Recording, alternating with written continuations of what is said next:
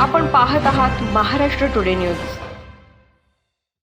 नमस्कार, स्वागत आहे आपलं महाराष्ट्र टुडे न्यूज मराठी या वृत्तवाहिनीवर। पाहूया महाराष्ट्रातील एका धक्कादायक घटनेचा वृत्तांत। कोणत्याही नात्यात विश्वास अतिशय महत्त्वाचा असतो। पती-पत्नीचे नाते तर संपूर्णपणे प्रेम आणि विश्वासावर चालते। मात्र एकाचाही दुसऱ्यावरचा विश्वास कमी झाला तर सगळंच बिघडू शकतं। असाच संशयाचा किडा डोक्यात वळवळल्याने एका पतीने आपली पत्नी, सासरा, 2 मेहुणे अशी चौघांची हत्या केल्याची खळबळजनक घटना यवतमाळ येथे घडली आहे।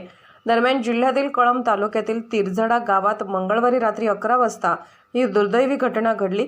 पत्नीच्या चारित्र्यावर संशय घेत एका नराधम पतीने सासरवाडीत जाऊन पत्नीसह चौघांची हत्या केल्याचा खळबळजनक प्रकार उघडकीस आला। या घटनेत सासू गंभीर जखमी आहे। गोविंद वीरचंद पवार असे आरोपी जावयाचे नाव आहे।